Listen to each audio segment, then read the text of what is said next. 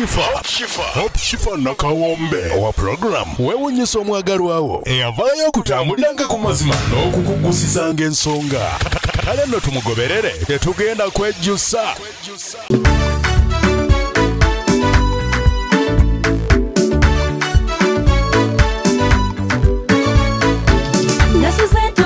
Kale nga nesonzo omukolo nga kimukulaba abagole kembalabye wabula nkimaze kati ateke mwanoze bunyimbe ekkolo nombase mukalire mbakuba omubali n'abakadde nja bakoza ddwiro munono muliro mpobugalo ne kontinenti buka abazadde batuzaalire ekkula kuzaala kujagana walala gwe tulumafe omwana agenze olwo lwepito lwezo lwanoga omwali ne kayayana okushifa nzize mazeko ogwange napatanya kuyimba kankuba omuziki owulira omubali gyempize engoma y'ekikere akalipanga nesindika gano zolaba njagala okulaba omugole ka abaana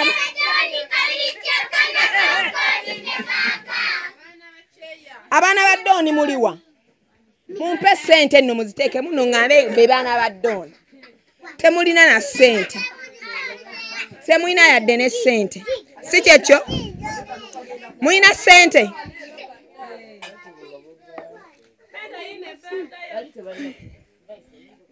yamuno yange bamikwano mwena abakajja tusanyusa nnyo balaba enki yange yamuno efuga abakajja tusanyusa nnyo balaba fena nga mutulaba wane wetuli abangi fena tuwagira timu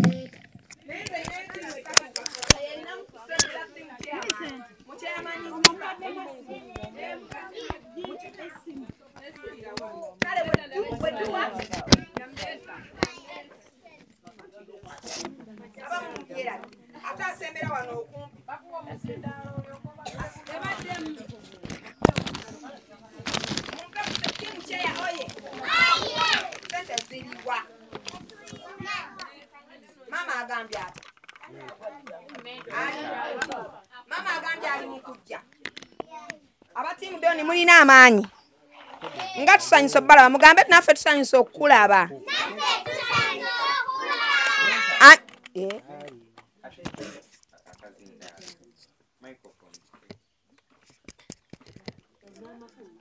ani asanyusa okundaba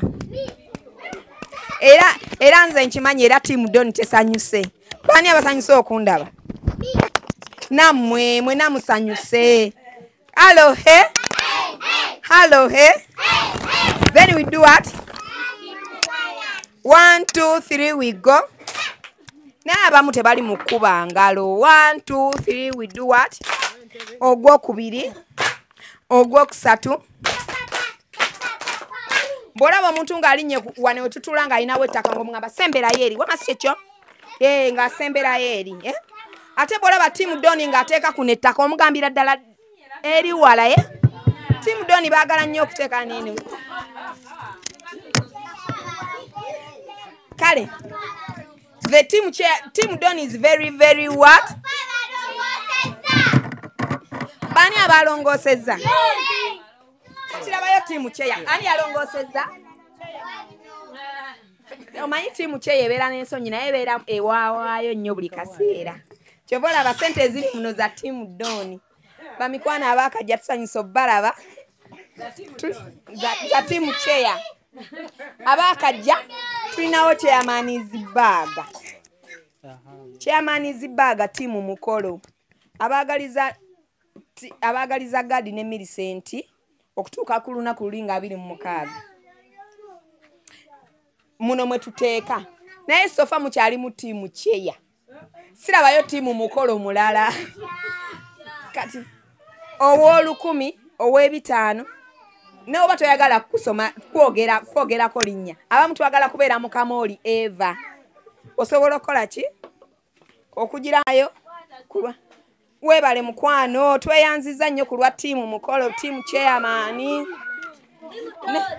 yes tweyanza nnyo timu Doni mu timu chairman Zibaga tweyanziza nnyo buli omu kyalina timu 10 olinawo timu 10 tweyanziza nnyo tweyanzege tutandise meeting zaffe z'olunaku olwaleero tweyanziza nnyo mukwano weebale mukwano okujja tiimu Kyeya ewangayo mu tiimu Kyeyamaani mu Kyeyamaanizibaaga nziza nnyo mukwano tweyanziza nnyo tweyanzege bannange mwebale tiimu Kyeyange egaggawadde mwebale nnyo bamikwano tweyanziza nnyo tweyanzege bannange tetugoba yadde 10 tweyanziza nnyo mami tweyanzege buli nusu yonna eyitibwa nooti ya Uganda tujyaniriza bamikwana abakatuuka tweyanziza nnyo tweyanzege mwebale kujja wulira emirembe ngoze mu miti situkati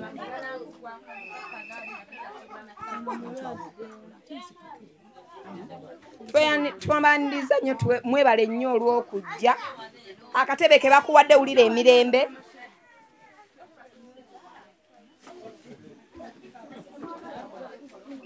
banaye tweyanza nnyo tweyanzeege mwebale olw'okujja mwebale okuweesa meeting zaffe ekitiibwa wulira emirembe wootudde banene abakuwaawo okutuula bakikuwa nga bakitegeeza tweyanziza nnyo tweyanzeege Eddigalo weebale nnyo weebalire ddala tiimu Kyeya tiimu Menta tiimu Mukolo weebalire ddala Eddigalo tweyanziza mu Kyeyamaanizibaaga Eddigalo weebale nnyo kyotuwadde mu Kyeyamaanizibaaga tiimu Mukolo weebale nnyo weebalire ddala bamikwano mwebale nnyo mwebalire ddala kujja anti bwe mujja ffenna tuwulira nga tukyamuse olw'embeera y'obudde naye nga mwebale nnyo mwebalire ddala tubadde tukyali ku Kyeyamaanizibaaga era nga bulijjo nga bwe muzze ku we do what like a what then what era ffenna bwe mulaba abato ffenna tusirise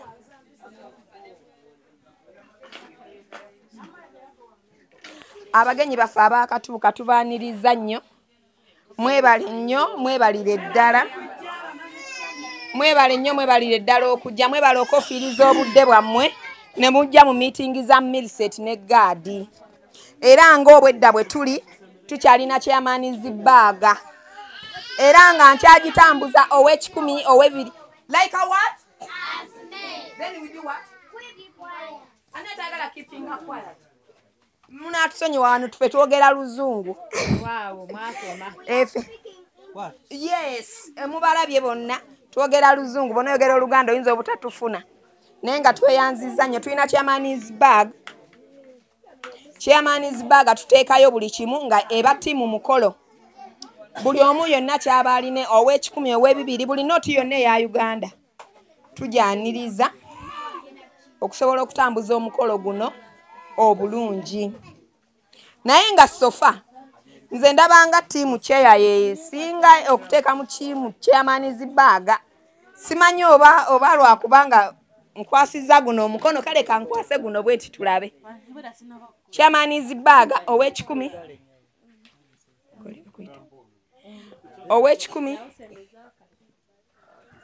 ow'ekikumi ow'ebibiri buli nooti ya Uganda tujyaniriza tweyanziza mukwano tweyanzeege ffe tetulina ntondo buli nooti ya Uganda yonna tujyaniriza tweyanziza nnya Zendexi tweyanziza nnyo mukulu Zendexi tweyanzeege tekamu essimu tusobola ogitunda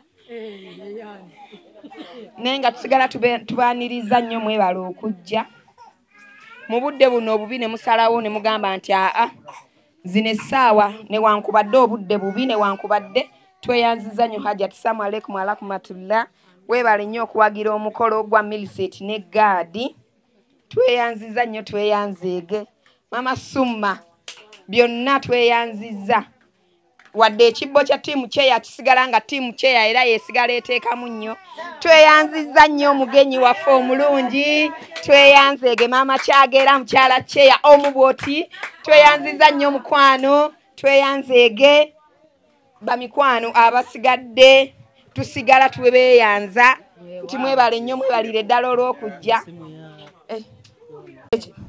ekibbo kisigala kikyatambula nga tugamba tetugoba yadde kubanga n'ebitano bibula ku mutwalo kuba tetuze eki kuba tekuweze nanga tubebaza olw'obudde bwammwe tubebaza olw'ebiseera bebaani be mulekerera abo byonna bye mwandibadde mubeeramu mulina emikolo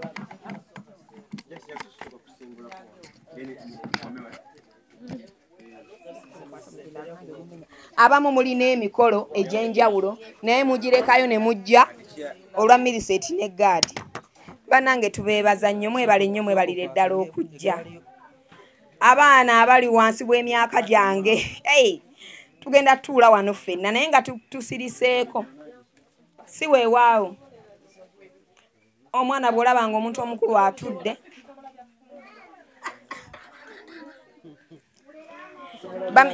Chairman's bag esigala etambula. Eno Chairman's bag ne bw'oba waziseemu n'ennusu 5 ng'oyagala okuwagira omukolo osobola okukola ki? Okuteeka mu sinti nti ttiimu yokka yeeteekamu naye ow'ebitaano ow'ebibiri ow'ekikumi ne battiimu bato basobola okukutuma n'ogamba leero ngenda kuteeka mu Chairman's bag. Chairman's bag ye ttiimu mukolo. Ow'ekikumi ow'ebibiri tusigala tukola ki? Tubyaniriza naye nga mwenna tubassaamu ekitiibwa tweyanziza nnyo mu budde buno enkuba ng'etonnya naye ne mukola ki? Ne musalawo ne mujja mwebale nnyo mwebalire ddala abatadde mu Chairman's bag. Chairman's bag nene etuyambako okuteekateeka omukolo guno buli lwa Sunday. So omuntu yenna ayinza ogamba ate nze ninayo 2 naakola ntya? Osobola obiteeka mu Chairman's bag. Bw'oba toyagala kwogerako it's okay. Team it's what? It is okay. Ne unoga nze ntadde 2 byange ne temukola ki? Temunjogerako naye mpagidde omuki? Mpagidde omukolo gwa Miriseti ne Gaadi. Omukolo gubeerawo buli lwa Sunday. Meetings. Tweyanziza nnyo mukwano weebale nnyo weebalire eddagala okwogera njogedde bulungi zange neeyanziza mukwano ekyennyanja. Bannange nno si byangu okwogera omuntu n'asiima nange bampadde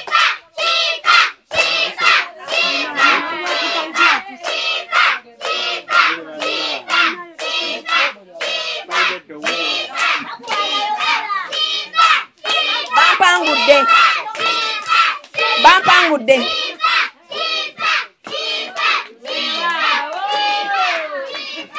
kale mwebale nnyo okwaniriza Shifa naye nange mumbaleemu amagezi. Bannange abaniriza Hope Shifa nange mumbaleemu amagezi.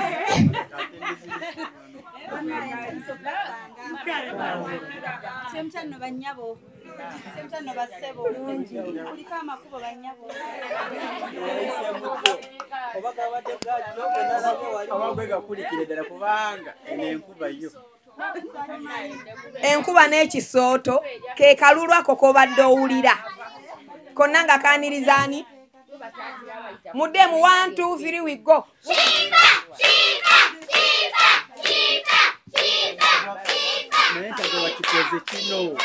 Kale ekyo kimala tweyanziza nnyo tweyanzeege. Madamu Shifa tusanyusa okulaba mu budde buno obubi.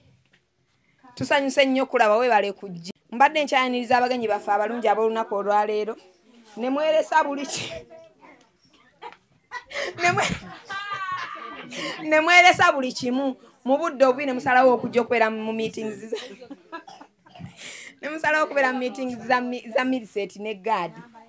Omugole omukyala mu lujja muno mwali sigamba nti yagenda bweru nti meeting tuzikolera omuntu atakola ki ataliiwo. Miriseti omugole omukyala mu ddakiika nga 5 agenda kuba tutuuseeko naye era ng'era Chairman's bag ekyatambula nze nno nange nno ntaddemu ekyennyanja mbadde ndabamu nte yokka nange ntaddemu ekyennyanja era ekyatambula ne bwe kiba kyennyanja nga ng'oli kyataddemu tusobola oteekamu ekyennyanja ente. Eno waliyo mukono. Tweyanziza nnyo mukwano tweyanza nnyo Madamu Shifa weebale kujja mu Chairmansburg ogiwadde amaanyi naye badde already esituse. Mukwano weebale nnyo weebalire ddala olwa Chairmansburg kyotaddemu. Weebale nnyo Edgaro weebalire ddala olw'essente empitirivu ezo zonna z'oyiyeemu. Weebale nnyo weebalire ddala tukyagenda mu maaso buli omu. Chairmansburg ttiimu mukolo. Weebale nnyo Naalongo mama nnyina ababiri olw'omudidi ogwo gwonna gweyiye mu Chairmansburg. Omudidi nga mungi nnyo. Banange mu nkuba muno. Tweyanzeege. Mwebale nnyo mwebalire ddala okujja. Meeting zibeerawo buli lwa Sunday essaawa bwe ziti. Lwakuba obudde butataaganyiza zibeera za ssaawa 7. Paka gye tukooyera. Tukoowa bukooyi naye nga zisigala zikyakola ki? Zikyagenda mu maaso. Naye buli alina ow'ekikumi, ow'ebibiri, ow'ebisatu ene Chairmansburg. Chairmansburg etuyambako okuteekateeka olunaku olwaki? Olwaleero. Enkuba ffe tugiwulira buulizi eyo mbwe badde bakuba. Naye wano tubeera tukole ki? Tuli safe y'ensonga ya Chairmansburg. Naye n'ow'ekikumi toga n'agenda atya mu meeting nga sina yadde ebibiri. N'oba basigazaawo za katungulu nazo tuzaniriza mukwano. Tiimu yonna gy'olaba. Team Don! Team Don? Mwena mutadde mu Chairmansburg. Team Mentor?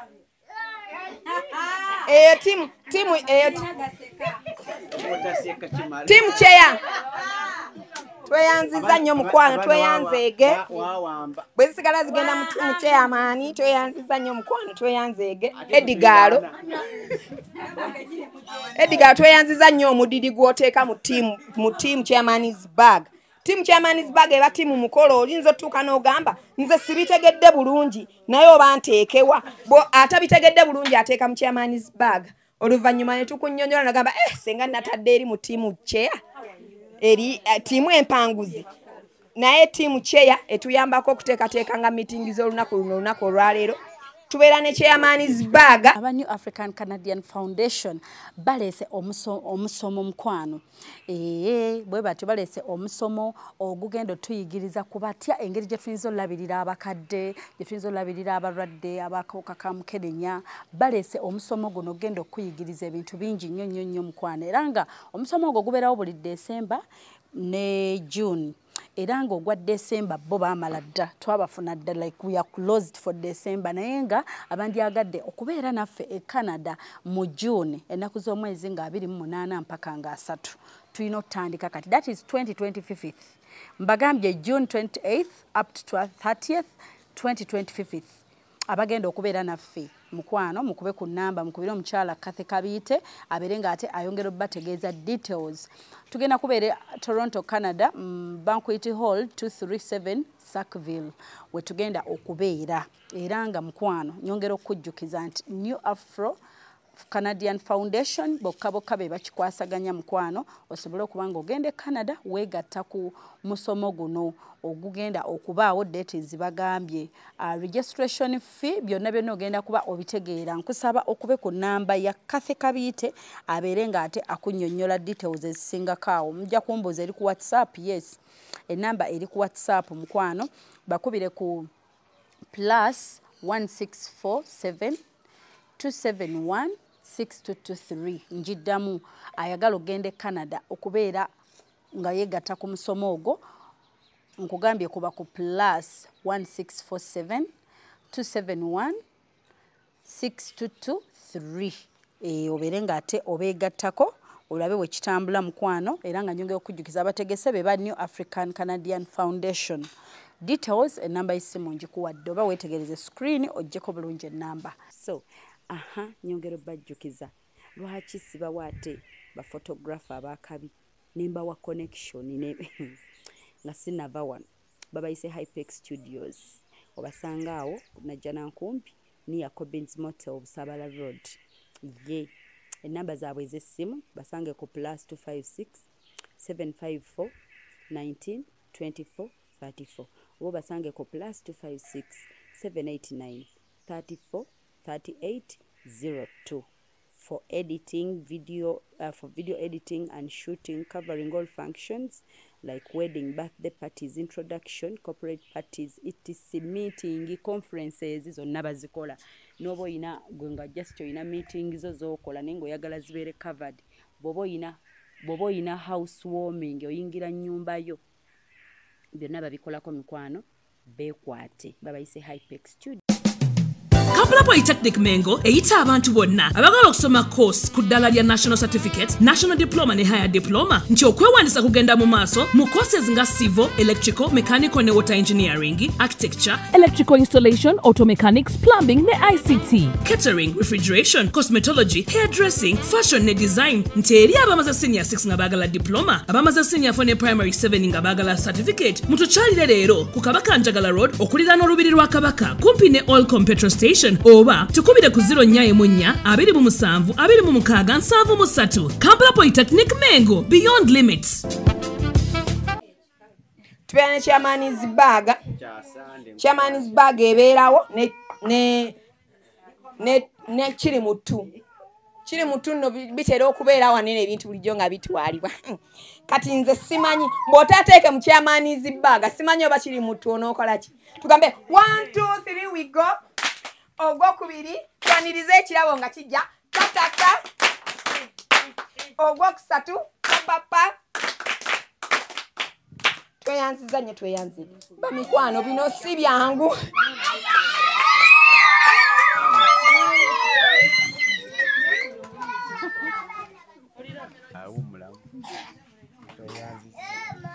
Kali mukubere menta mu ngalo mmwe.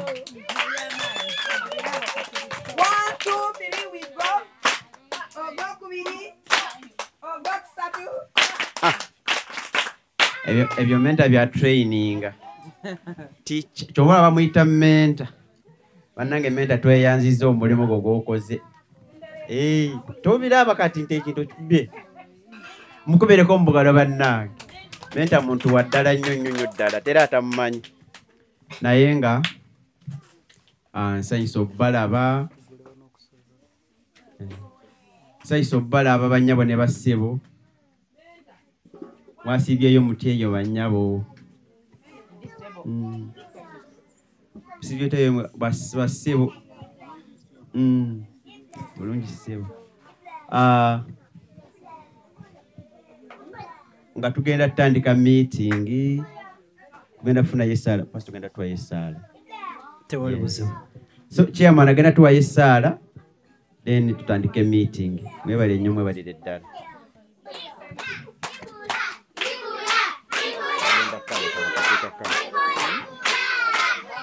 Nabada kutaka katebe ka hivyo. Agenda tu.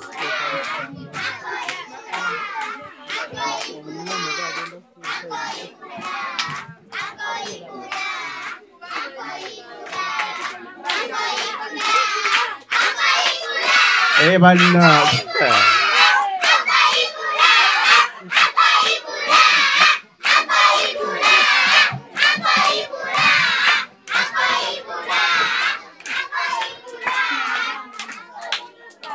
Kale mwebale nnyo okwaniriza abaganyinga mumanyi nnyo. Leana. Aha, menta. Era bino byonna gwe wabikoze. Basawuti enzibu. Nsanyisa okola brother Ibra. Otusangire tugenda kufuna yesaala tutandike meeting. Kuliko amakubo sebo. Nsanyisa okubala abo basebo ne bannyabo. Alinye kuwaya giveeko. Amanya mpitibwa Obedi, chairman wa meeting zino. Okutandika meeting yaffe y'olwaliro ennaku z'omwezi nga 23 ate nga ye meeting ey'okumeka mpozi.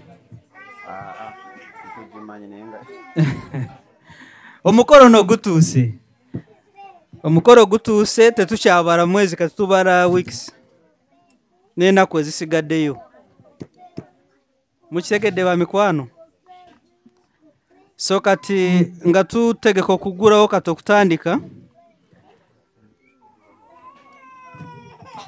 njagala munzikirize nyanirize abakuru abavudde mu ngendo ezewala abavudde mu tawuni tetumanyiibwa enkuba etuunyeeyo neeyo oba mugisanze busanze eno wetutuukidde mu ssaawa za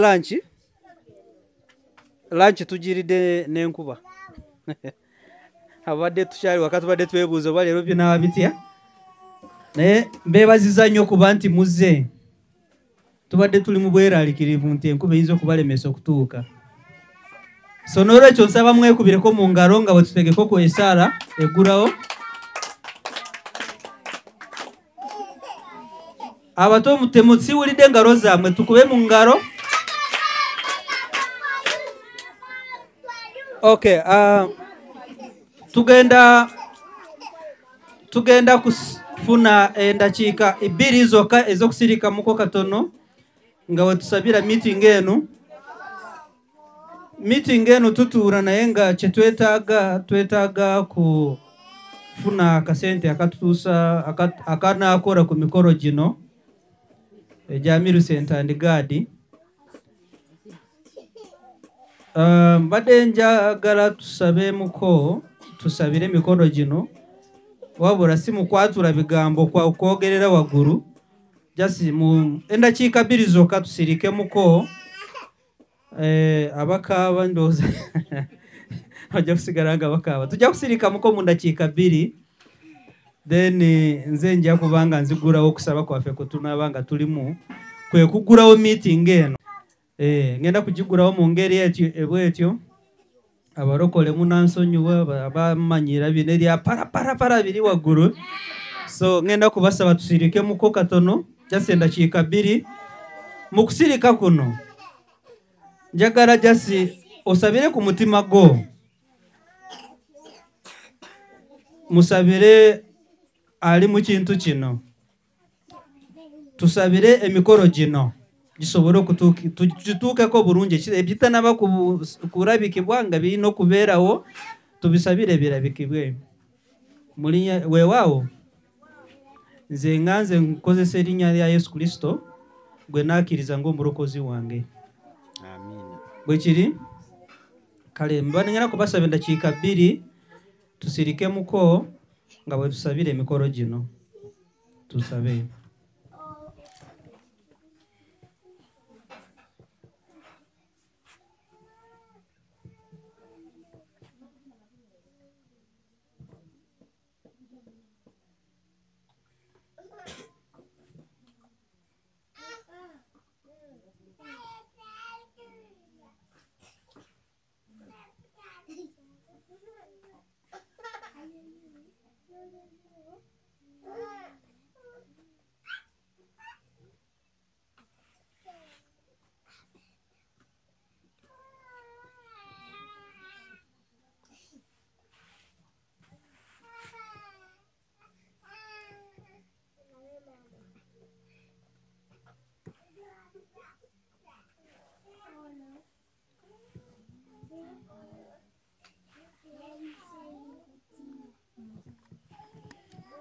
Mu manya ga Yesu Kristo mukama waffe tusabye. Amina. Amina. Oh yes. Twayanza chairman. Saleya. Twala mukisa guno nate abatuuze abakatwegattako abapya bannange bwe bali kujja kubeera naffe mu meeting y'olwaleero. Twala mukisa guno okwebaza bannange okwaniriza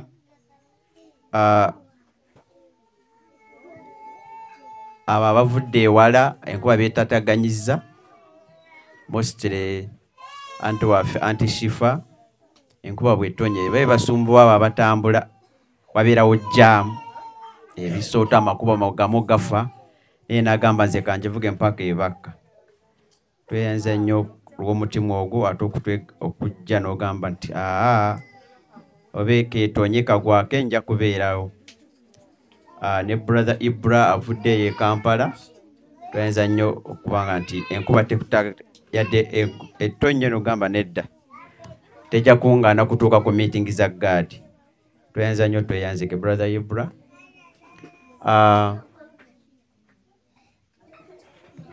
meeting zino zituula buli Sunday nga bulijjo ng'ekigendeerwa kyaffe ngenda kusabamuko oba kinaasoboka sipiika eyo oba yagenze mabega nnyo bluetooth tesobola kuba oba bluetooth simanyi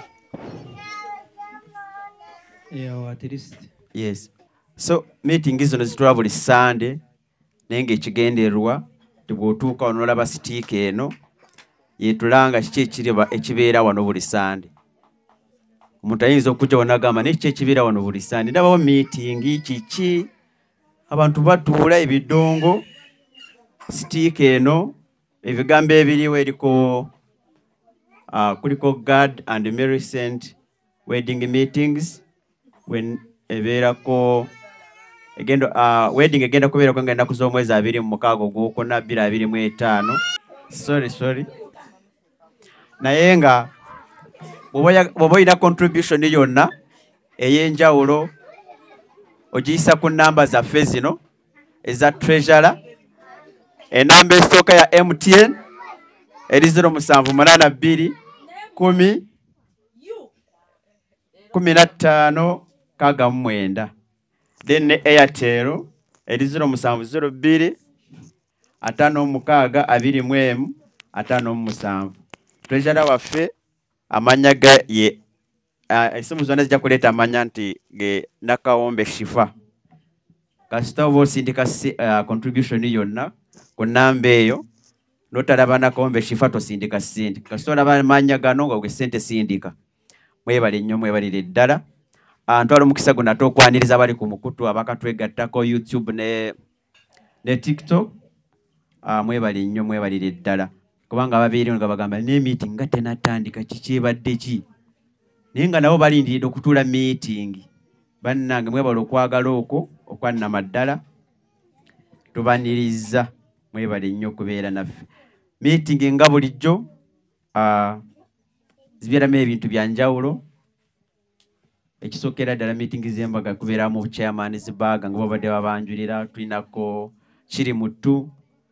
kiri mutu waffe wuuyaawo yatuuse dda era ebeerako ttiimu zaffe Mentor ne ttiimu Jaja Enoch oba ttiimu Don ttiimu Mentor era ttiimu chairman yes so olwaleero kwabika ebirabo ndaba bingi oba byonna tunabigula mulundi gumu oba byakugula kimu ku kimu nze naawe naye nga byebyo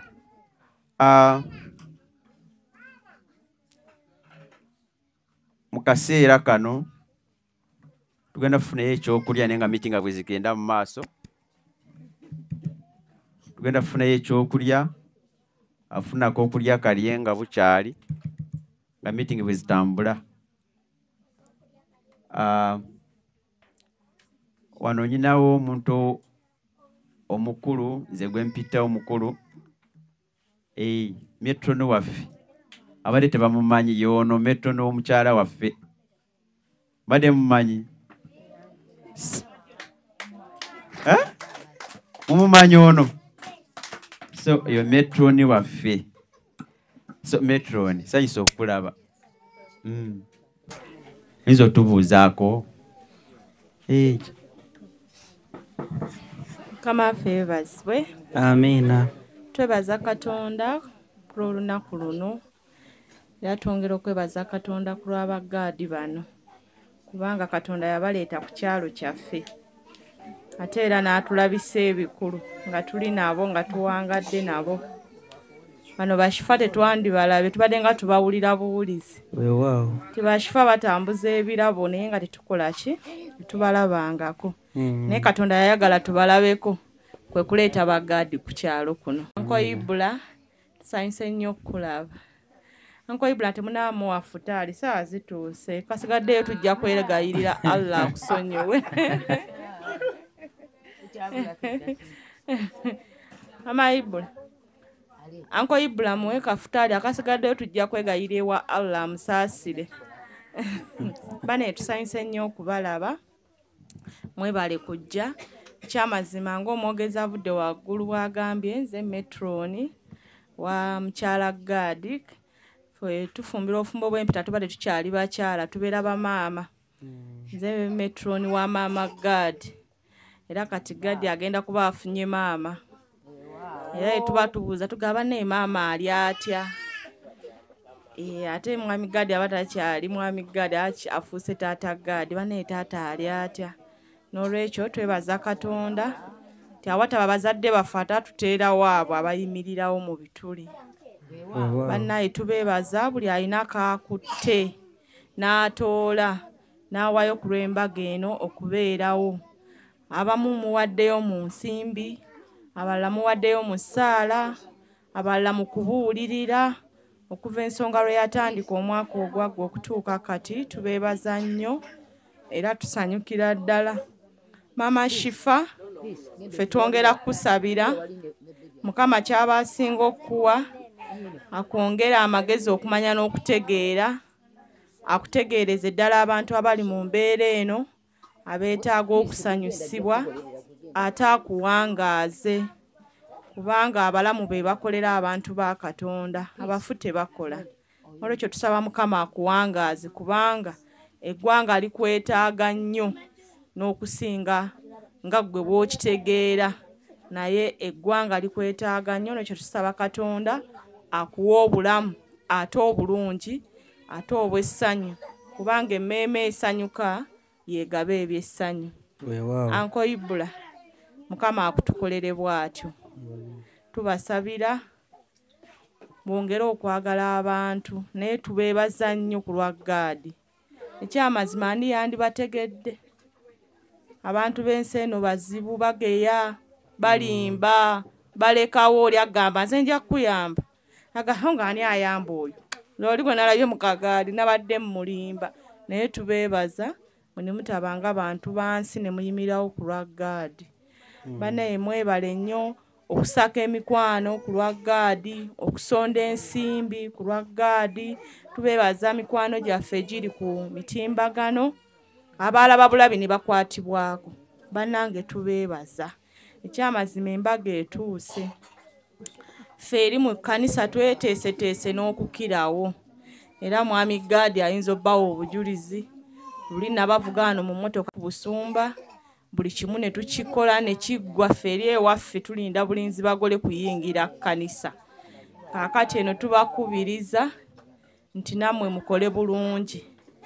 Kubanga ffe tunaava mu kkanisa tujja kuba tumaze okutongoza omwataata ne maama Gadi. Naye ate tulina okuliisa abantu, tulina okubalabirira mu ngeri emu oba endala. N'olwekyo tubakubiriza bannange tuweeyo n'omutima gumu kubanga kye twatandika Katonda ayagala tukimalirize. Mukama waffe yeebazibwe nnyo. Mbagaliza akaseera akalungi ke munaamala nga muli wano era nsaba Mukama atukozese. Akozese n'abantu abalala abayitire bannabakola ku lw'ensonga eno. Mukama waffe yeebazibwe. Amiina. Ate nandigambye tukube mu ngalo leka tusooke tulye. Njagala kwebaza nnyo mwena abagezezaako kutoora akasente ke mutodde. Kino neebaza nga chairman. Ayo chairman Zibaga njagala kubajjukiza nti ekora kinene nnyo. Tuli mu biseera bya nkuba. Enkuba etonya kati nga kati webadde etonye. Woba oyina kootodde n'okateeka mu chairman Zibaga. Njagala okukakasa nti kino ky'olabako ekikolebwa okuva mu chairman Zibaga. Kati n'oweetonye enkuba tetujja kugyeraliikira kuba tuyina tenti. Tuyina ambulera yaffe eno tukolera bulungi nekyo kikolebwa kuva mu chairman Zibaga. Weewaawo kale n'olwekyo woba otodde ng'oyinako otodde n'okateeka mu chairman Zibaga weebale nnyo weebalire ddala naffe tweyanziza bambi.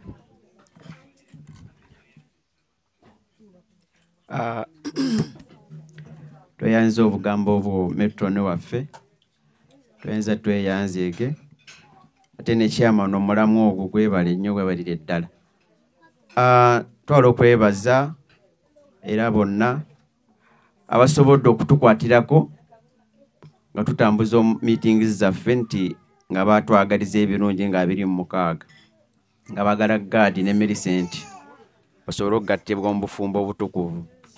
So mikwano gyaffe abali ku mukutu abatwegasseko ate ne batukwatirako ne mutola mu nsawo zammwe mwebali nnyo mwebalire ddala nammwe abatodde mu nsawo zammwe 100 200 as long as ziri ku Bank of Uganda naye nga mwagaliza emikolo gyaffe ebirungi mwebali nnyo mwebalire ddala.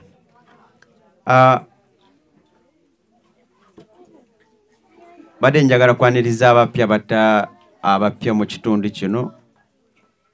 Mama Suma sanyusa okukulaba. Waliwo abapya? Waliwo abapya? Badde nsaba atubuuzeeko. Mukama mulungi.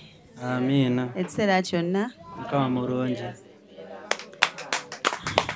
Naye mwebala olw'enteekateeka eno. Masuma no mpaze ewaze.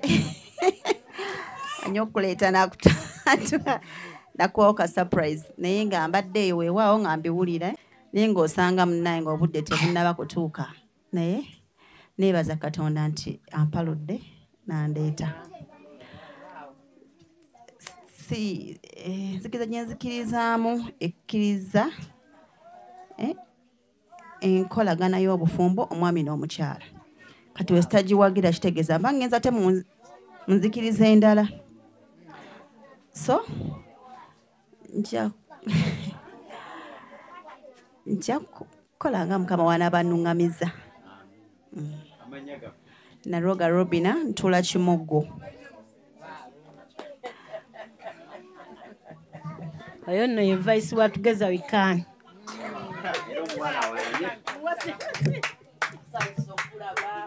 Mama Suma kyakukoze tojja kyerabira. Tosobola. Oye Mama Suma ye yonna abikola oba oli otya baba bakuwaana okulemera eyo akuleeta wano. Mama Suma obeera okukola omulimu ogwo Kama akumpeera omukisa. Awali obwegasi ye Mama Suma yewe yakusika n'akutwala takutwala batali bantu tasobola naye nga nawe webale kukkiriza okujja gy'obadde tomanyi gy'olaga. Tusanyusa okukulaba. Tusanyusa okulaba mukwano.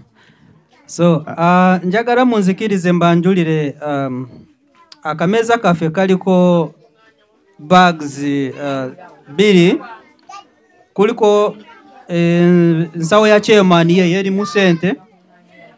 Then tuyina teams 2 waliwo team Mentor ne team Don. Ejaja eno. Team Mentor ekulemberwa Mentor abadde wano. Then team Don ekulembebwa Jaja Enoka. Yes. Then woba owagira team chair butereevu oba owagira team Mentor. Woba owagira team Don butereevu oba owagira Jaja Enoka. Yes. So no Rachel munzikirize mbanjulire nti tuyinawo ne kiri mutu waffe. Ono kiri mutu waffe tujja kumuteeka ku katale tubiisane team chair oba team Mentor ngebiisana ne team Don oba Jaja Enoka team. Budget yaffe nga bwetambula turabe we tuli turabe we twetaagisa then turabe ekiddako. Kale chairman tuyanza tweyanzeege.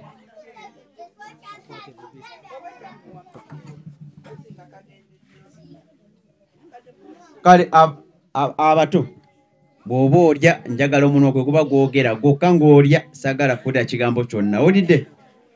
Yes. Ayogera ngenda kumujjako emmere ngizeeyo mu ffumbiro.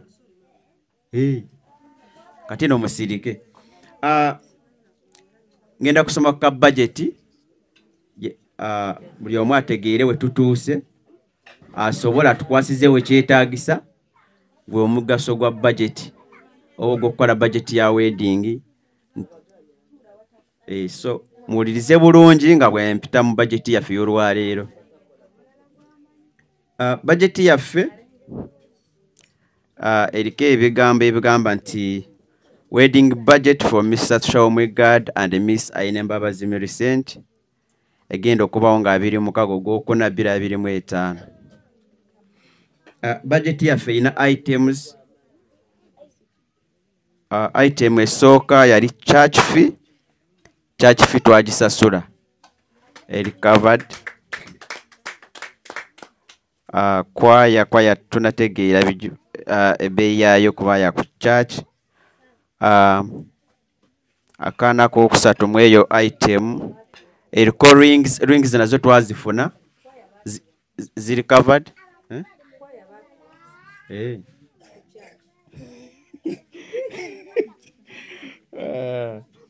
So rings ziri covered. Tugenda ku item ey'okubiri eriko bridal dressing oba okwambala kw'abagole bonna, omukyala n'omusajja, ba groomsmen, kuliko ba maids, flower girl, peg boy, salon for the bride, best man, changing dresses, Flanagan salons. Ebyo byonna ebikwatagana ne salon byonna nga bw'omanya ebyabagole twabigatta wamu ntukola toto ya $5,000,000. So omuntu yenna ayamba ku bridal dressing aba akwata ku $5,000,000. Oba ozirina mulundu gumu oba oyina mmeka oyagala kutusonderako ku ekyo tebiri covered. Yes. Byonna biri omu $5,000,000. So atukwasizaawo ku kintu kino nagamba nze abagole ze mpaddeyo $1,000,000 bwe ziti, abagole baffe balabike bulungi. Mpaddeyo sente bwe ziti, abagole baffe balabike bulungi oba okwata ku $5,000,000 ezo. Gundi eddako item ya kusatu eriko reception oba venue awagenda okubeera emikolo gyaffe. Yali twagenda okugatta ebyetaagisa ku venue nga bya $9,000. Twakasasulako 10 baba no byali byakakadde. Tusasulako $10,000 babanjayo 9. Then tulina invitation cards. Invitation cards ziri 2. Twagala kukola invitation cards 2. Buli invitation card ya 2,500. So zimalayo $5,000. So bw'obeereyo nga yagala kukwata ku invitation card oyinza okikwasaganya. Tulinayo deco. Deco gwe twafuna atuwa tent, chairs n'ebigenderako byonna.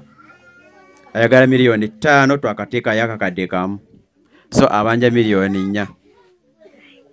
So aye yena ayagala tukwatirako ku kintu ekyo. Bwekito bwe tuyimiridde ku decoration. Twetaagayo entertainment oba batusanyusaamu awo ba $2,000,000. Then ebyo ne banga biwe tubikomezaawo. Then tugenda ku mmere. Nga tusinagenda ku mmere waliyo MC. Twetagayo MC. Twetagayo MC omu. Etagayo akakadde kamu. Then tulinayo item eyokuna ekwatagana n'ebyokulya. Yes. ebyokulya n'omufumbi waako. Alo. Item eyokuna eriko ebyokulya n'omufumbi waako biri covered. Yes. Twafunayo weruwisha n'agamba ebyokulya ate embaga egaane mu byakulya. So biri covered. Then item eyokutaano eri bridal cars, eriko service van, ezitambuza wano okumpi kugenda ku church kudda ku reception. So bigenda kutwala $2,000,000. Those are ebyo bya transport kuleza abagole ne service van. Item endala awo, item ey'omukaaga eriko studio, bifaananyi, video coverage, byonna ebikwatagane n'ebyo oba n'eyo item biri covered by Hypex Studios. Yes. Nga CEO ye Mwami Ibrahim Chiwuka.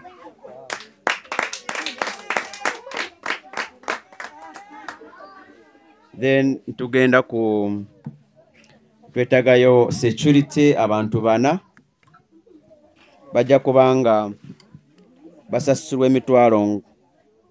No, twayongerako wango omukolo gwaffe gwa bbeeyi bagamba twetagayo 6 gye $6,000. Kati osobola okubeerawo ng'oyagala kukola ku bya security nobagamba ba security abo bokka zembakozeeko ebera mu bindekereza aba security. Nze njagala ki? Njagala mirembe kitegeera ngamanyi n'ekyenkaaga kyange mukikwatire wana aba security batubeereko. Then awo ebiddako bye twetaaga ennyo, twetaagayo enku za kufumba mmere yaffe $3,000. Then n'ebigwa bitalaze bya $2,000,000. Then mu ekyo budget yaffe eno yali ezitowa obukadde $30,000 bwe twagikolera. So wengambira ndowooza twakafunako 30% mucho twakafunako 30%, twetaaga ebitundu 7, ekitegeeza nti budget yaffe ekyazitowa. So yenna ali eyo nga yakutukwatira ku budget eno tumwaniriza mu bitiibwa. Naye yenna ayagala okwetema mu ebyo byensomye osobola okunsaba akazindaalo ne weetema. Kyonna ky'olina azoro nga kiwandiiseko Bank of Uganda oba $, oba euro, nga ssente yonna nga tusobola ogiwaanyisa ffe tujjaniriza. Mwebale nnyo, mwebalire ddala. Njagala okwebaza aba abasobodde okutukwatirako nga bwe muwulire nti emmere ebiki abantu abo mbeebaza ekyensusso ddala. Bakoze omulimu gw'amaanyi nnyo okulaba nti tebaagala omukolo guno gudde mabega, wabula baagala bigenda mu maaso. So ebyaddala njagala mukubira engalo ku ebyo ebintu ebiri covered n'ababikozeeko. Yes. Abantu bakoze omulimu gw'amaanyi nnyo ddala. Budget yaffe bwetyo bweyimiridde nga bwe mbagambye. Tukyetaagira ddala ssente. Twetaaga ssente era bwe tuba tuli meeting wano ffe tuba tunoonya ssente era nyanirizawo bonna abakatwegattako nti tulina kiri muttu waffe wano atambuza emikolo. Kati abapya olina okunoonya tiimu Jogwa, tiimu Don, tiimu Jaja Enoch oba tiimu Menta ye tiimu chairman. So mwebale nnyo, mwebalire ddala abakatwegattako. Yes, tiimu za mikolo. Sister Getwili tweyanze oyo tiimu mikolo. Naba tiimu mikolo gye bali nga tebalina tiimu gye bagwa. Wonna it's okay. It's okay. So bwe tuyimiridde naye nga twetaaga ssente omuntu endagala okwetema osobola okwetema nosaba akazindaalo abali ku mukutu mwenna tubaniriza mu meeting mwebale nnyo mwebalire ddala chairman ekirabo kiikyo wano ku budget ndabako ebiri covered nandyagadde mbibasomere muko ebiri covered ndabamu nga ensujju ebadde ya mitwalo 10 eyo mu butuufu wano mudundo omuntu asobola okugiraba n'agamba nti wano singa tebadde covered nandigisobodde naye nga kikyasoboka obanga walima ensujju nga era sitiiro zikyali era ogamba nti nsobola okuwaayo ensujju osobola okugiwaayo nebaako awalala weekavalinga weewaawo abooluganda kati ebyetaagisa bingi nga bwe muwulidde mobilizer nga tusomeramuko ku bajeti yaffe nze ndaba emikolo gituuse naye ebyekyetaagisa bingi njagala kwongera kubasaba nikesi nga waliwo aliyo nga yina kyayewulira mu mutima nga gamba nze mpulira njagala kuwaayo kino naye nga weetaaga tuddemu tukuyitiremuko mu bajeti osobola okutubuulira ne tukusomeramuko ne tuddamu n'omanya nti kino nkisobola tuli fena so kati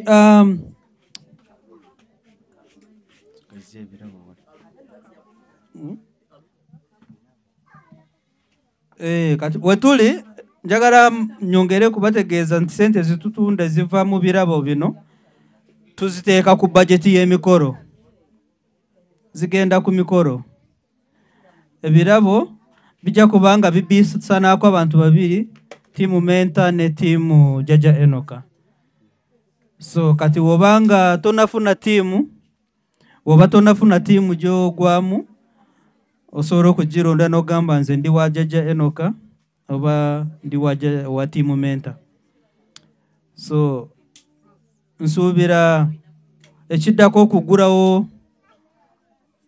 okutunda ekirabo kyaffe nga bwe tulaba weewaawo yes so tiimu Menta obanga gobadde tufollowinga kuva we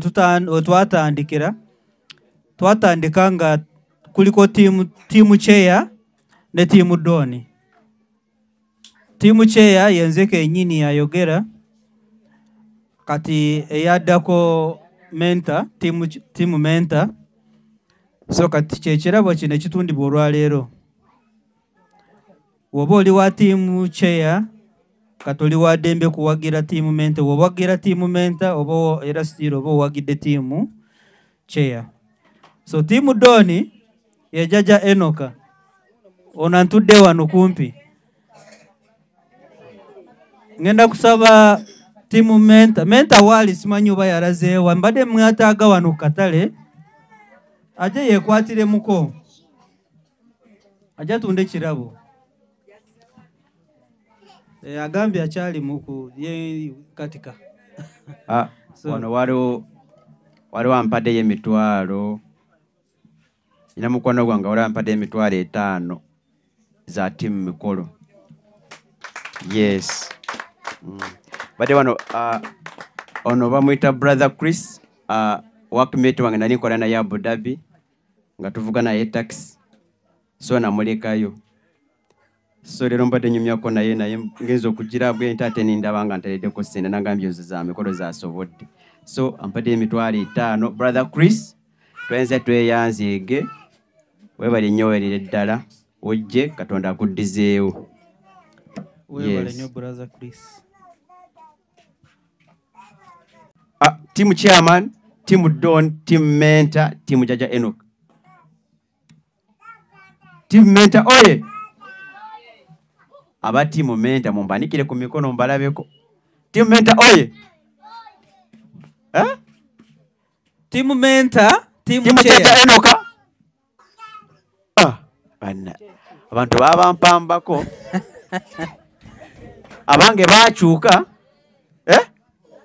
kiraka bakyukira ddala naye nga tulina ebirabo ebyo byetaaga kutwalibwa leero tebisula mubiraba ebyo tebisula twali ayinako yadde neki twali akivuganyako tuli ku 00 team mentor aba team mentor muliwa abatulabira online nze kenyini team chair zayogera naye kati twakyusa ne tugamba kati engeri gyendudde nga nze team chair katuteekeko team mentor era nga still tuli team emu owagira team chair oba owagidde team mentor kati ekirabo kino kiri mutu waffe olwaleero ali mu katale essaawa eno ffena tuli 00 tewali yataddeko yadde n'ekikumi naye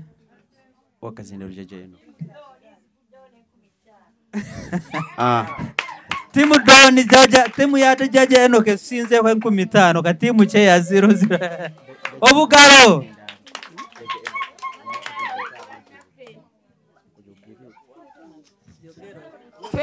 tweyanzege bannange atuguliddewo eddiiro timu don timu jaja enoka bane mwenda abatuwuliriza n'abatulaba tusanyusa obbalabako olwaleero mu lukiiko lwaffe luno tutandise banga tukontana ku lw'ebirabo byaffe timu don timu mentor tulaba n'awangula timu jaja enoka bannange ab'okumukutu mwebale tuwagiranga bulijjo bambi ntuwagidde nnyo timu don timu jaja enoka mubadde bawagizi baffe nnyo n'olwaleero tubaaniriza temutuvaamu mutuwe ku ssente kubanga era bulijjo nga bulijjo tuli bawanguzi n'olwaleero tuwangula ebirabo tubitwala byombi mujje tugule ebirabo mukama abawe omukisa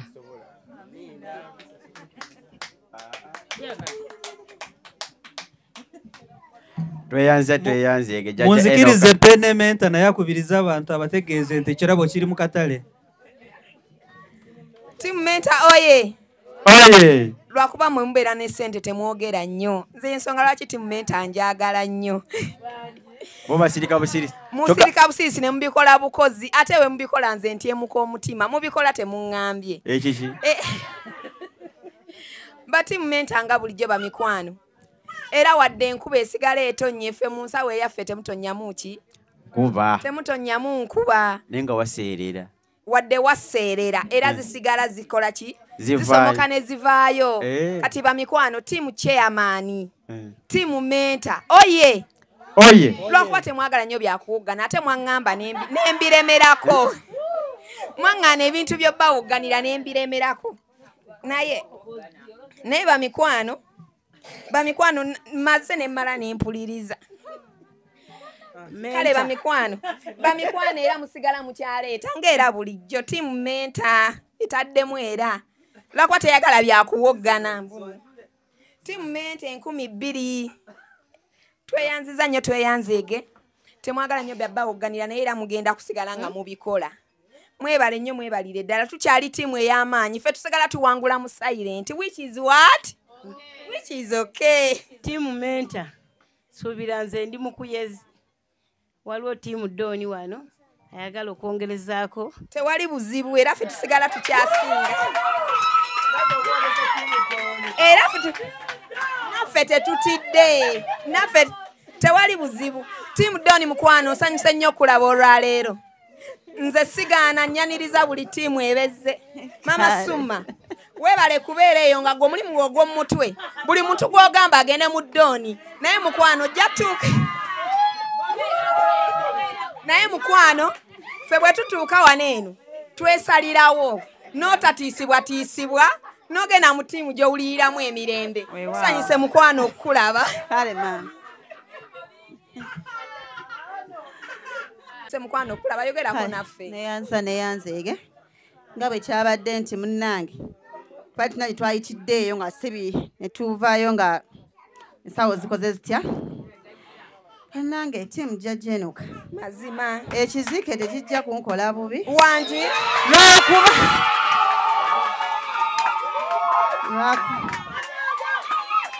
Bannange nkyayogera. Ekikulu tiimu gyajenoka. Bannange nkyayogera. Tiimu gyajenoka mulindeeko bamalirize okwogera. Kyova olaba tiimu menta tewoggana nga tetunamala kwogera. Mulaba tiimu. Ekkirizibwa Mulooni. Ewe waawo. Tolaba. Kale kantandikeko ne Kale tweyanziza. Mukama abanjagalire. Tweyanziza nnyo mukwano tweyanzeege. Bannange bwe mulaba neebulunguddemu ebisolo biri ku ttale. Amannya mukwano. Naroga Robina, Vice Chairperson, Together We Can. Mazima. Tweyanziza nnyo tweyanzeege. Tukafuna mu mbeera.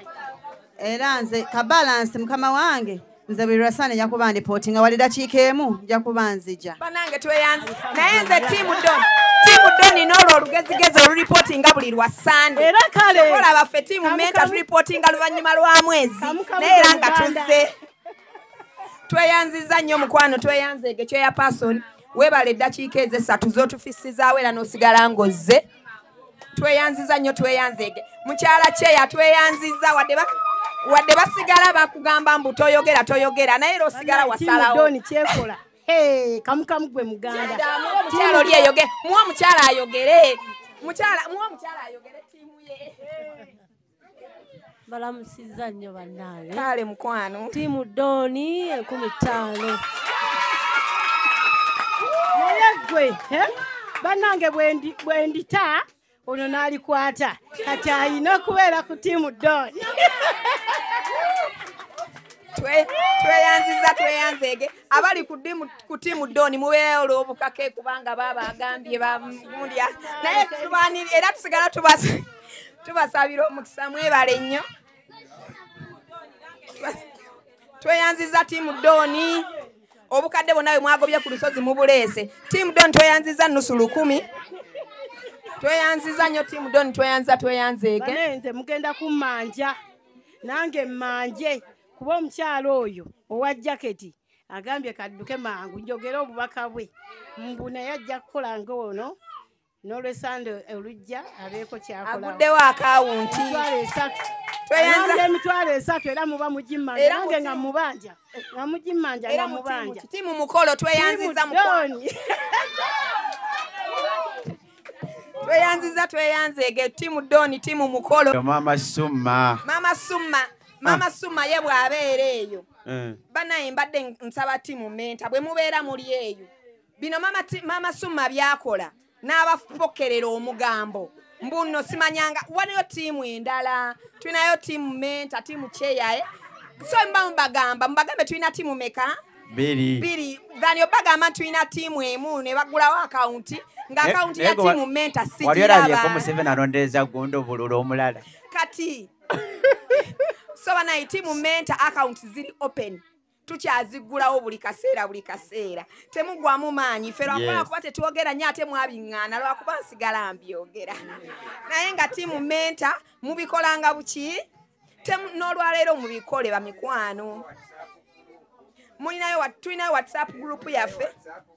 WhatsApp group lwakuba buli nkomerero ya mwezi ffe tubikolanga bukozi.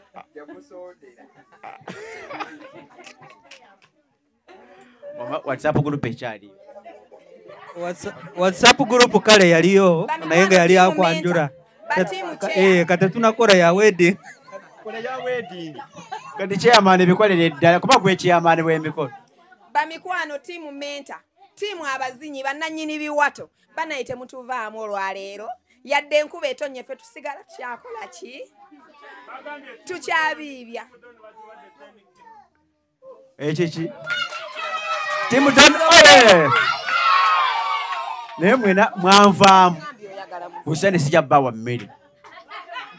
Nze nyiize. Tiimu chairman oye!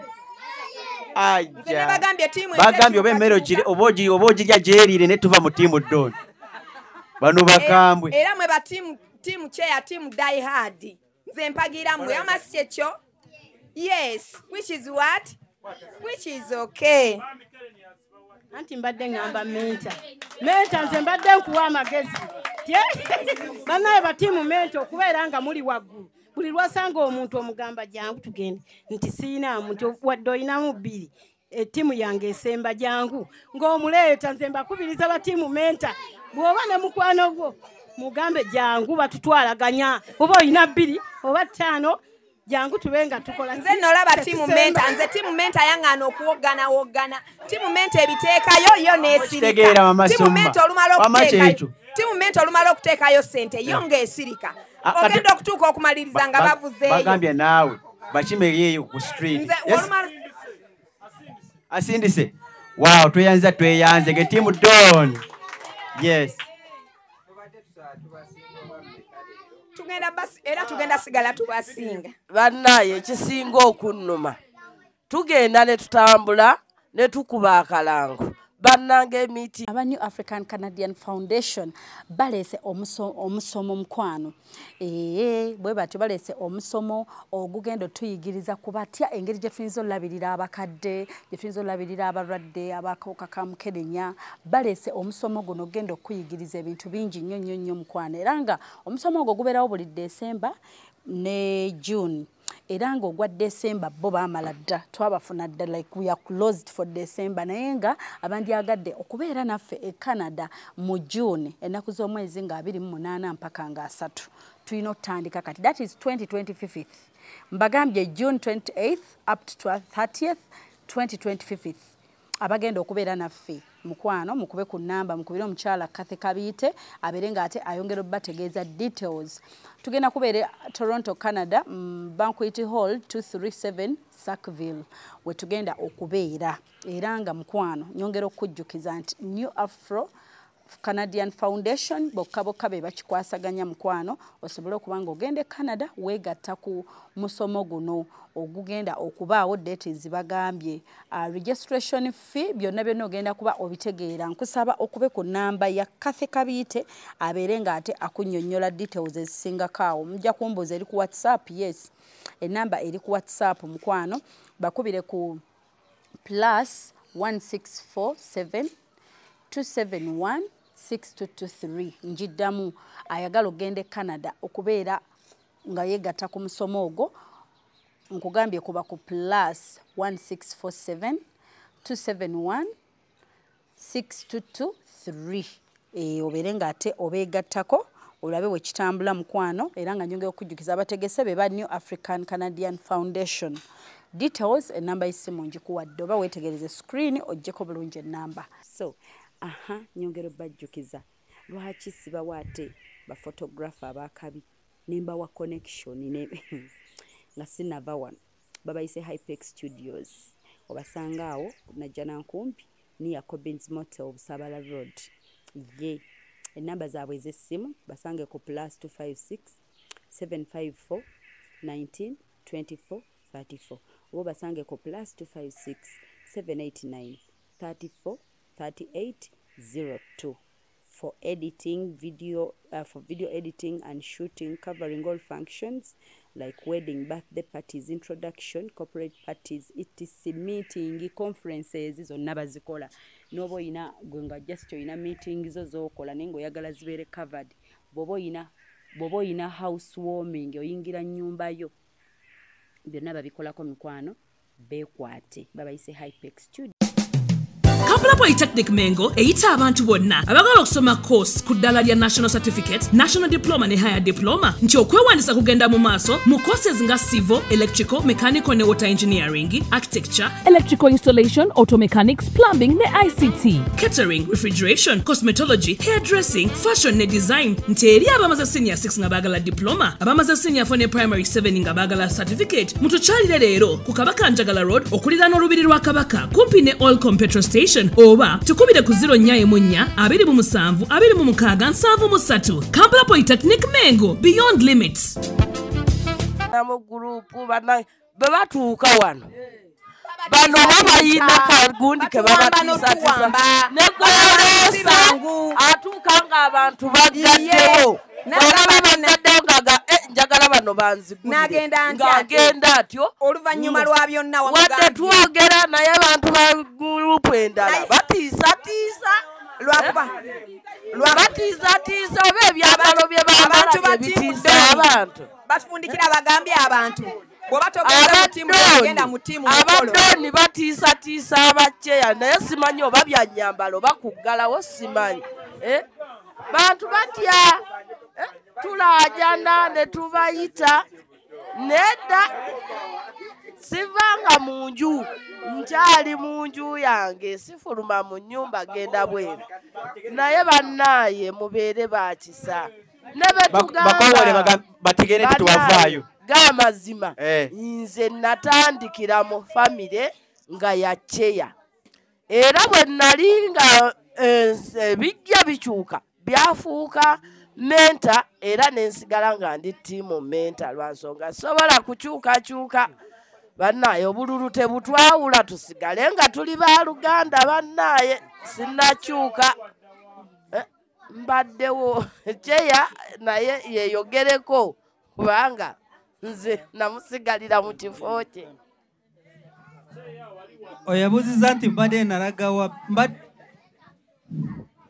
babuuza wali mbaddeyo naye simbisinze meeting za mirundi 2 era njagala kwetondola okuba nti sibaddeyo mu ezo meeting za mirundi 2 mbadde nina bingi bye mbadde ntambuza nga nabyo yeetaagisibwa nga bwanabwo bubadde buvunaanyizibwa so yabadde tandaba mu kamera nga tandaba mu meeting byebyo bibadde binkwata naye kati webituuse eryawedde nja kubeera nga full time naavuddeyo aya basi tusanyuse nnyo ddala ono atuwaddeyo atuwagidde aba tiimu dooni mwebale nnyo mwebalire ddala tiimu dooni erina emitwalo 29 aba tiimu menta balinayo 10,000 kati tebalinaayo kati mbansazeeko wali kati tebalinaayo kiki ate 29 tokkiriza ebivudde mu kulonda ziri meka mmeka obadde obala meka gwe mukwano oli yawaddeyo omutwalo ekiki wanje oli anti oli yatusuubiza 5 n'atuwayo omutwalo mukwano tobala ze batana bakutuwa tubala eziriwo kashi tubala kashi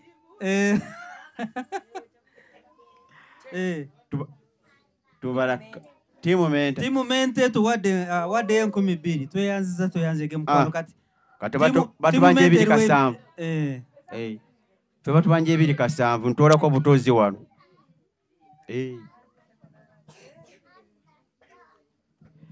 kale tiimu dooni erina 2,700 aba tiimu menta temulinaayo yogere ziriyo ate ziriyo zisalako busazi anti baba banja mubanjibwa yogere ziriyo akawera meka tetuyinza kubanga tuyina 0 anti mulina 0 kati baba bati balina 0 bali babalina ezisinga gamba batusingako anti babasinga 2,700 kati zibabanjibwa owa tiimu kyeyandaba ayina kyagamba bwe muleeta ezisuka mu 2,700 wa tiimu dooni jajeno kagendo tiimu dooni bannange nga tweyinza tweyanzike tiimu dooni aliwa tumubire ku bugalo alo mukyala injiniya jangu otubuuzeeko mitawaana sole toliyo zibadde mmeka 15 tweyanzike bannange tiimu mente ebikolera ddala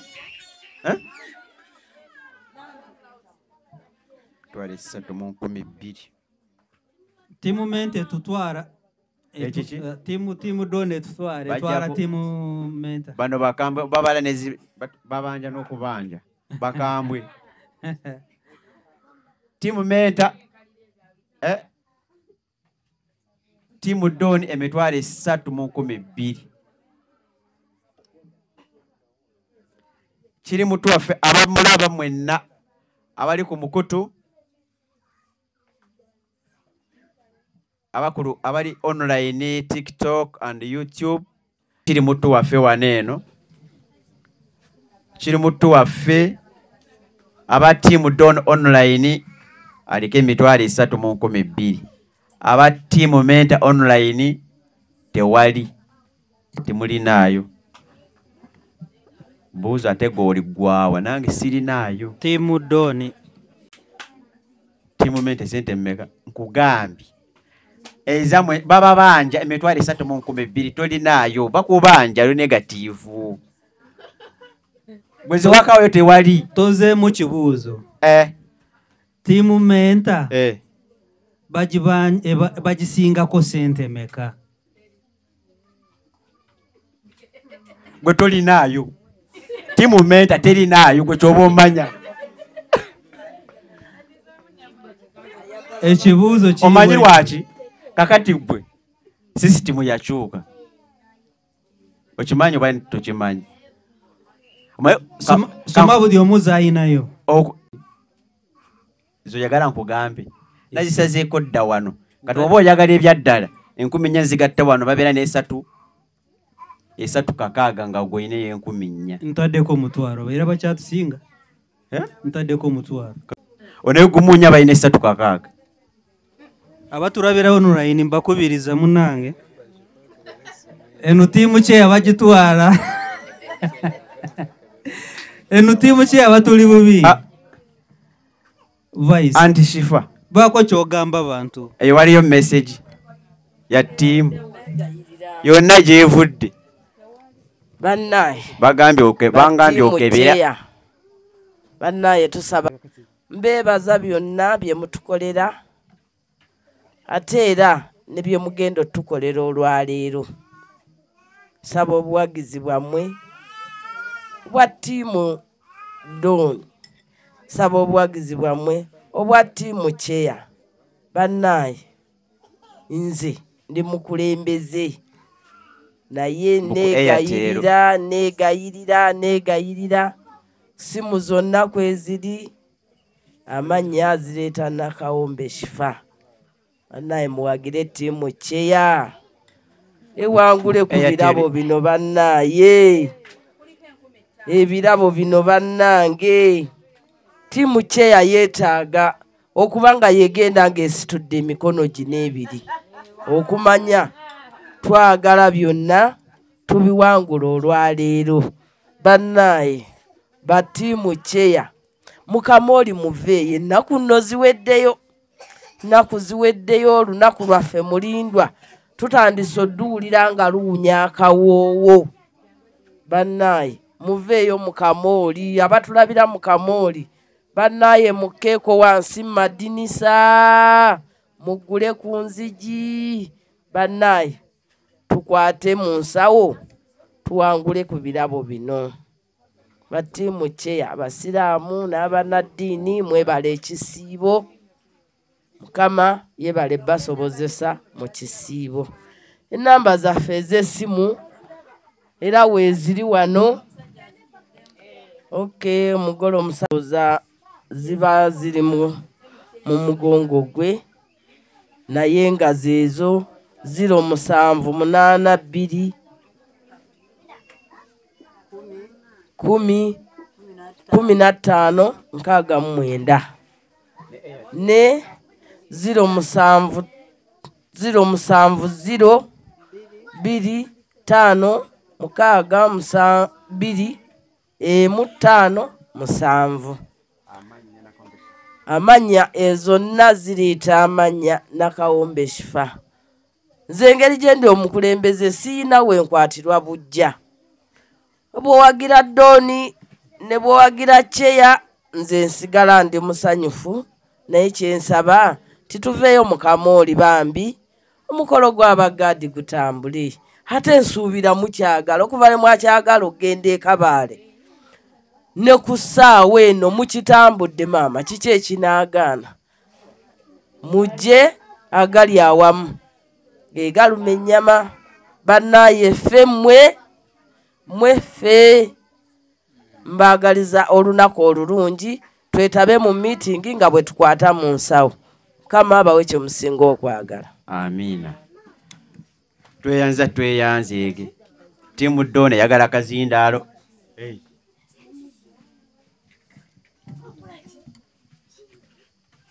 Tusanyusa okubalaba. Nze ngaaze ndi wa tiimu Doni naye kale omuntu gwe nkiikirira wa tiimu Cheya. Kati mother of four omwanyina omulungi adalina ssente zampadde mpe tiimu Cheya.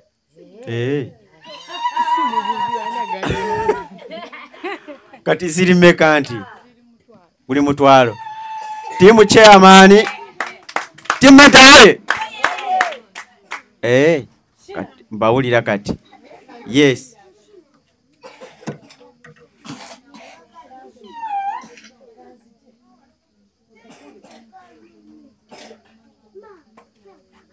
Kakati emmeeza ekyewunzise bweti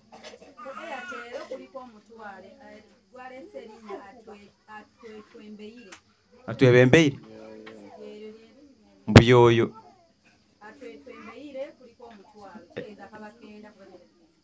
okay what kat eza mama Enoka kato mutwalo gwa tiimu chairman okulikake okuvayo akenda bannange tiimu menta tiimu chairman tweyanze ege Shaibe tiimu chairman kyona kikiri tweyanze nge tiimu online YouTube ne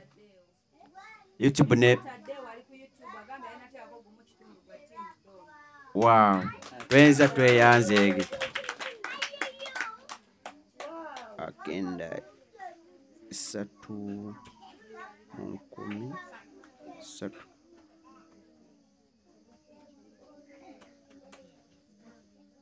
ebirinya nakenda 3 so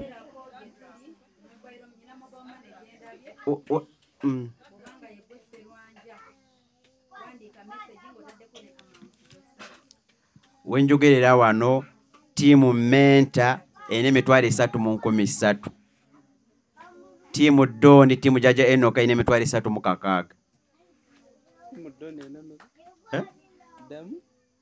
tiimu Doni 3 tiimu menta 3 kale mwana mwe kubireko mbugalo yes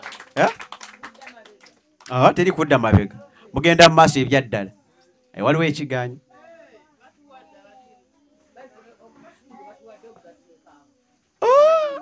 kati okubanga ffe tugenze mu maaso kati olaba nga mwe mudde naye bano abatiimu Doni ffe mwalabira ddala nga ffe tulina okuddira ddala mwakazinda ate ebintu ebinaawo bimanye byaffe ate naffe tufunyeeyo nti wano chairman ali mukulya